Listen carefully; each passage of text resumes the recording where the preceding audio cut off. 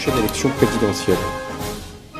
Depuis mai 2012, c'est-à-dire la date à partir de laquelle je suis devenu président de la République, j'ai agi avec les gouvernements de Jean-Marc Ayrault et de Manuel Valls pour redresser la France et la rendre plus juste.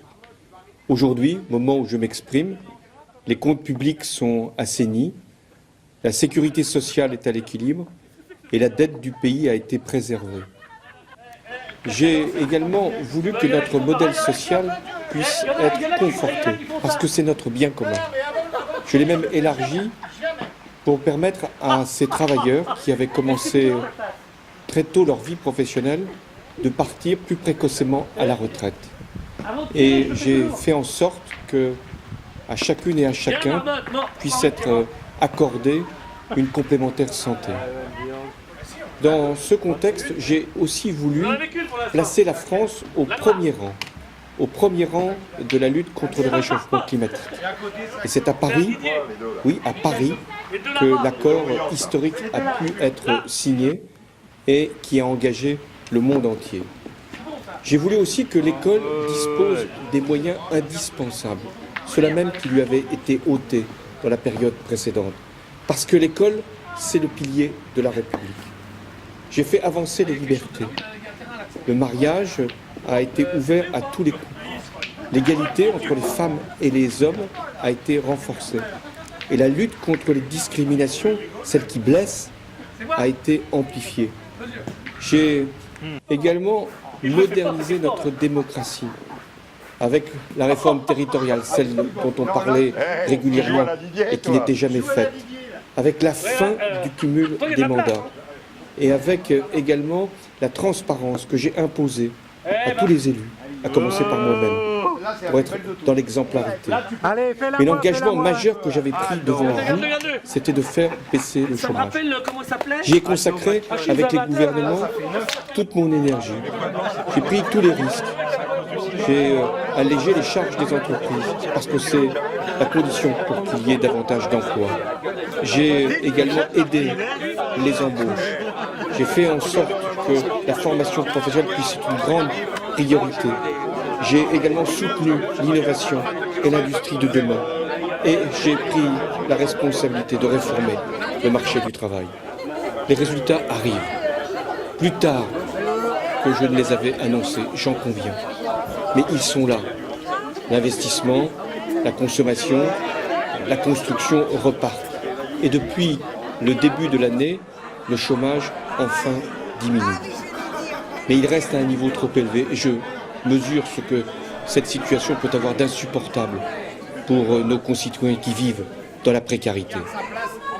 Mes chers compatriotes, le monde, l'Europe, la France ont traversé pendant tout mon mandat des épreuves particulièrement graves. J'ai engagé nos forces armées au Mali, en Centrafrique, en Irak, en Syrie, pour défendre nos valeurs et pour combattre le terrorisme islamiste qui nous avait frappés et qui nous menace encore, frappés à Paris, à Saint-Denis, à Nice et dans tant d'autres lieux ensanglantés. Dans ces circonstances particulièrement éprouvantes, terribles même, j'ai voulu que soit maintenue la cohésion nationale, que nous puissions éviter les divisions, les surenchères, les stigmatisations et donc les amalgames. Mais en même temps, nous avons tenu bon et j'ai pris les mesures qui étaient nécessaires. Notre arsenal pénal a été durci, sans mettre en cause à aucun moment nos libertés. J'ai également procédé à des recrutements massifs dans nos armées, dans la gendarmerie, dans la police, parce que nous en avons besoin et qu'il y a encore beaucoup à faire. Sur les réfugiés, j'ai tenu à ce que la France puisse prendre sa part, parce que nous sommes la France, dans l'accueil de ceux qui fuyaient la guerre et qu'en même temps, nous puissions toujours maîtriser nos frontières. Sur tous ces sujets, je n'ai qu'un seul regret, et je veux ici l'exprimer. C'est d'avoir proposé la déchéance de nationalité, parce que je pensais qu'elle pouvait nous unir alors qu'elle nous a divisés. Au niveau européen, j'ai agi en votre nom pour que l'austérité puisse être enfin terminé pour beaucoup de peuples. Et j'ai fait en sorte que la Grèce puisse rester dans la zone euro, parce que sinon elle aurait éclaté, cette zone euro, tellement elle était traversée de tensions et de crises. J'ai également régulé la finance, oui la finance et le système bancaire, parce que ce que j'avais trouvé en 2012 était source de tous les risques. Voilà ce que j'ai fait, voilà ce que j'assume devant vous, en revendiquant les avancées, en reconnaissant les retards et même en admettant certaines erreurs. Parce que je porte un bilan et j'en assume toute la responsabilité. Dans 5 mois, vous aurez, mes chers compatriotes, à faire un choix pour notre pays. La droite vient de désigner son candidat après une large consultation. Je respecte la personne, le parcours de François Fillon, mais j'estime que le projet qu'il porte met en cause notre modèle social et nos services publics sans aucun bénéfice, au contraire, pour notre économie et avec un risque d'aggravation des inégalités. Quant à l'extrême droite, elle nous appelle au repli, à la sortie de l'Europe et du monde, et elle prend comme référence ce qui vient de se produire aux États-Unis. Je vous le dis nettement, franchement, le plus grand danger, c'est le protectionnisme, c'est l'enfermement. Et ce serait d'abord un désastre pour les travailleurs français. Or, comme président de la République, je tiens d'abord à ce que le travail en France puisse être soutenu et valorisé. Plus que quiconque, mes chers compatriotes, je mesure l'enjeu de la période qui s'ouvre. Comme président de la République, je dois diriger l'État. J'ai la responsabilité d'assurer le fonctionnement régulier de nos institutions jusqu'au terme de mon mandat et dans un contexte où la menace terroriste n'a jamais été aussi élevée.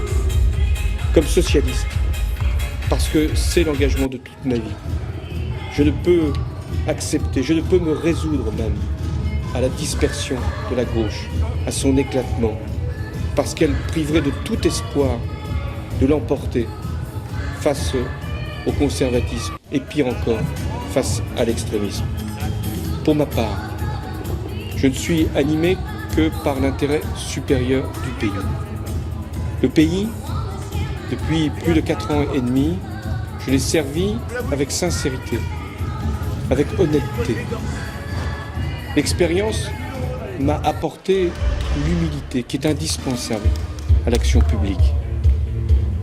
Et face aux épreuves, j'ai pu avoir une capacité inépuisable de résistance devant l'adversité. Mais le pouvoir, l'exercice du pouvoir, les lieux du pouvoir et les rites du pouvoir ne m'ont jamais fait perdre ma lucidité, ni sur moi-même, ni sur la situation, car je dois agir. Et aujourd'hui, je suis conscient des risques que ferait courir une démarche, la mienne, qui ne rassemblerait pas largement autour d'elle. Aussi, j'ai décidé de ne pas être candidat à l'élection présidentielle, au renouvellement donc de mon mandat. Je tenais ici à vous en faire part directement, comme je m'y étais engagé au début du mois de décembre, tel que je l'avais moi-même annoncé. Je le fais en prenant toute ma responsabilité, mais aussi en appelant à un sursaut collectif et qui engage tous les progressistes, qui doivent s'unir dans ces circonstances. Parce que ce qui est en cause, ce n'est pas une personne, c'est l'avenir du pays. Je ne veux pas que la France soit exposée à des aventures qui seraient coûteuses et même dangereuses pour son unité, pour sa cohésion, pour ses équilibres sociaux. Voilà le message que j'étais venu ici vous adresser. Dans les mois qui viennent, mon devoir, mon seul devoir, sera de continuer à diriger le pays, celui que vous m'avez confié en 2012, en m'y consacrant pleinement et dans le dévouement le plus total à la République. Vive la République et vive la France.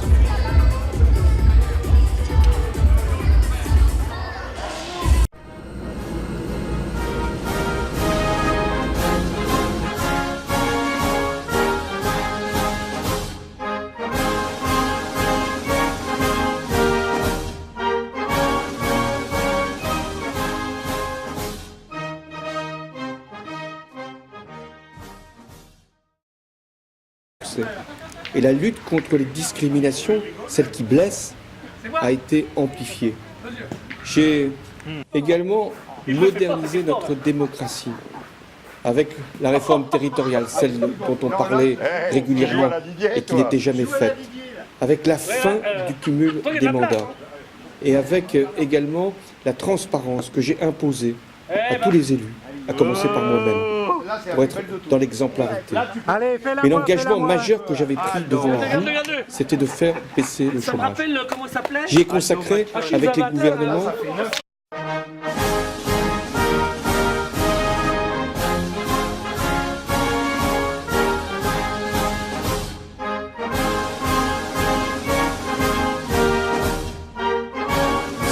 de la prochaine élection présidentielle. Depuis mai 2012, c'est-à-dire la date à partir de laquelle je suis devenu président de la République, j'ai agi avec les gouvernements de Jean-Marc Ayrault et de Manuel Valls pour redresser la France et la rendre plus juste. Aujourd'hui, au moment où je m'exprime, les comptes publics sont toute mon énergie. J'ai pris tous les risques. J'ai allégé les charges des entreprises parce que c'est la condition pour qu'il y ait davantage d'emplois. J'ai également aidé les embauches. J'ai fait en sorte que la formation professionnelle puisse être une grande priorité. J'ai également soutenu l'innovation et l'industrie de demain. Et j'ai pris la responsabilité de réformer le marché du travail. Les résultats arrivent. Plus tard que je ne les avais annoncés, j'en conviens. Mais ils sont là. L'investissement, la consommation assainie, la sécurité sociale est à l'équilibre et la dette du pays a été préservée. J'ai également voulu que notre modèle social puisse être conforté, parce que c'est notre bien commun. Je l'ai même élargi pour permettre à ces travailleurs qui avaient commencé très tôt leur vie professionnelle de partir plus précocement à la retraite. Et j'ai fait en sorte que à chacune et à chacun puisse être accordée une complémentaire santé. Dans ce contexte, j'ai aussi voulu placer la France au premier rang de la lutte contre le réchauffement climatique. Et c'est à Paris, oui, à Paris, que l'accord historique a pu être signé et qui a engagé le monde entier. J'ai voulu aussi que l'école dispose des moyens indispensables, ceux-là même qui lui avaient été ôtés dans la période précédente.